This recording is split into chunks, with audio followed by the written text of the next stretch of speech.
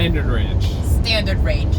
We have a video coming up soon on how we paid $35,000 for this car, which is very rare and very hard to find. So definitely check out that video in the future. But let's focus on this video. Let's dive into this video. So we are doing a road trip. It's our first day getting our Model 3 a Tesla car, and we're on our way back home. So we're basically going to be doing a road trip from the Tesla Center, which is in Matthews, North Carolina, and we're going back home to Wilmington, North Carolina, where our children is located. They're staying with their grandparents. So we're excited. Our first road trip. It's pretty smooth. How's your feeling about this road trip right now? Feeling good. So looking at our dashboard here, we have 86 miles until we get to the supercharger, and we have 140 miles of range.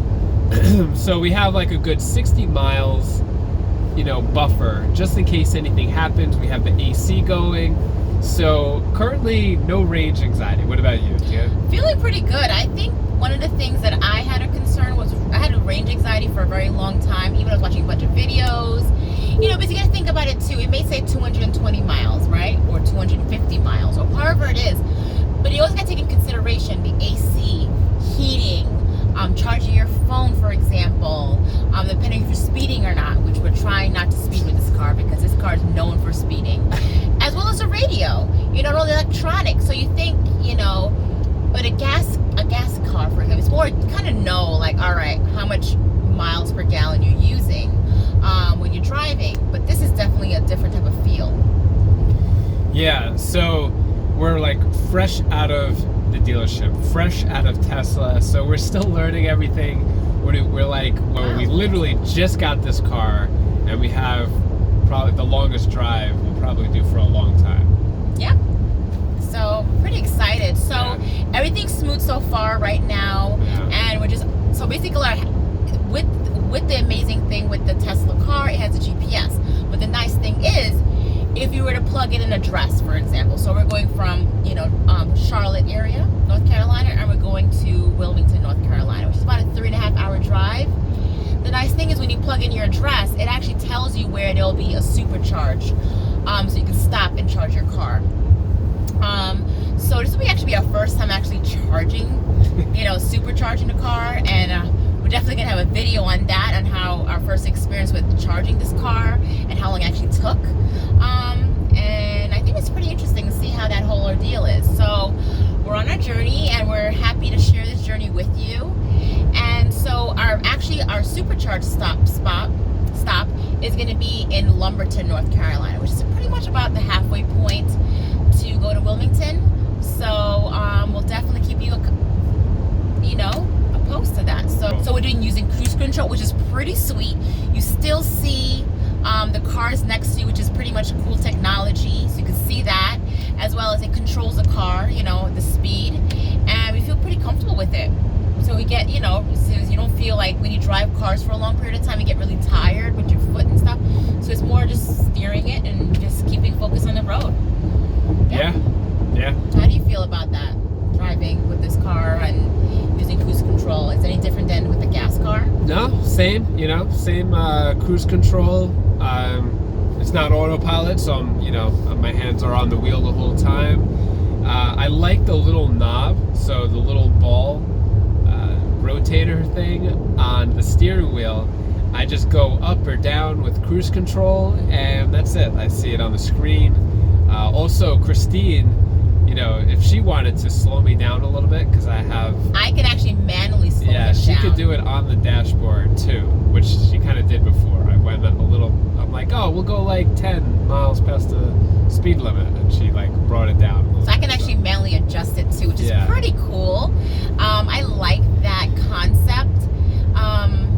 And also, nice thing is it also has a speed limit. So it says speed limit of 55 or whatever. So if he's going like 80, and I'm like, honey, let's dash it down a little bit. Yeah, and it's I guess a little different too. I'm used to seeing the speed and all of the data right in front of me, right in front of the steering wheel, with the little hump right there. How do you feel to the side now? It's a little weird because I have to turn I guess I wouldn't say that's a complaint, but that's just one thing to get used to compared to regular ICE car. Or just I don't know if it's an ICE car, just our car, Honda CR-V that we have.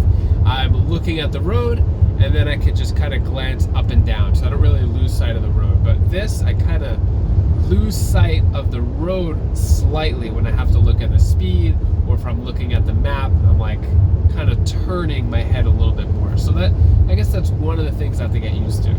Yeah, I definitely can see that, because I definitely can notice, like, sometimes he'll be driving, he's looking forward, he forgets about the screen, and he's going like super fast, and I'm like, yo, hold on, like, slow down a little bit. Yeah. I mean, and the thing is, it's such a smooth car. Like, even me as a passenger, it's really smooth. It's easy to forget how fast you're going. Yeah, I definitely went past 80, not even realizing it, because it's super sturdy, and I wasn't even looking at the speedometer, and I was just going, you know, on the highway. There were no cars around, and then I look, I'm like, oh wow, I was going past 80, so then I slowed down. So yeah, it's very easy to speed in this car. Yeah. So any things you're thinking about? How does it feel? Like, is there anything different? Let's compare it, like, with this road trip. Yeah. How do you feel so far with this road trip? As far as road trips go, it feels normal, all good. I think you know, what my biggest concern with the road trip would be the range. You know, with the car, there's gas stations everywhere, so it doesn't even matter. But with this, we kind of have to be a little more careful. But we have, like I said before, 60 miles of leeway. Yeah, 60-mile buffer, so it's no problem. So I feel good. Yeah. And a good thing about it, it's so funny. You know, it's great that we have gas stations, because it's a great option. Because, for example, like, we went to the Tesla store and we got the car, didn't even eat breakfast. We just had a little, like, smooth, like a shake. And so I'm like, oh my God, I'm so thirsty, because you're so overwhelmed, you're so excited, you're like, oh my God. And we're like, I'm really thirsty. So, like, the nice thing is, we stopped at a gas station, which was, it was pretty interesting going to the gas station, not even getting gas, we're just getting water. So it was pretty funny, because I'm so used to getting gas while I'm getting water. And I think it's nice to have gas stations to go to the restroom if you had to, get water or snacks or whatever. And so the one thing that my concern is with having a road trip with a Model 3, or just in general with a Tesla car, an electric car in general, is that I think the concept is that you may have a 15 to 20 minute detour from your actual road trip. So I think for us in Lumberton, it's not right up the exit. It's like a 15-minute drive to this charge station. Yeah. And then think about that. It's another 15 minutes back to the highway to continue your trip. So it's going to be like a 30-minute detour. Another concern can be is that charging the car. So now you're going to have to charge the car. I don't know how long it's going to take. It says 20, 30 minutes. We really don't know. We're going to have a little video on that, as well as we'll actually keep you updated on that next. How long does it really take to charge a car? And what do we do when we're waiting for the car? Yeah, I think it said like 10 minutes, right? Did it say something like 10 minutes to charge it? Which I guess is what all we need in order to get to our final destination is just 10 minutes. Which is not that bad. When you go to a gas station, it's probably about the same. It's about the same. So. Because you're going to probably go to the restroom, probably going to get some water, you're probably going to get some snacks, which is like 10, 15 minutes anyway. So it's pretty much not that bad, in my opinion. And we signed up through a referral link, Car Confections, or Carfections, whatever that YouTube channel is. And we signed up through theirs because they're the ones who gave us a really good tip about how to get the $35,000 standard range model. Not standard range plus, but $35,000 non-advertised, not on the website. There's like a method to do it. And so, And you have to renegotiate because they send you, like, you have to go through multiple times to make sure you get what you want. Yeah. Not that Tesla's trying to do anything wrong. There's nothing wrong. It's just that, like, the method of it is definitely, you have to be very diligent. You have to definitely look over it. So we're definitely gonna have a video on that, give you all the details, because you need to know so you can get the cheapest Tesla car. Yeah, it's affordable. So with that referral link, we got 1,000 miles free with supercharging. So I'm curious if that just automatically gets deducted or we choose it. I don't know, we'll see. We'll find out. And we'll definitely do a video on that, as well as maybe just do it in this video if you continue watching. All right. All right. So anything else No, that's it. All right, we'll see you at the next update. on our road trip? Bye.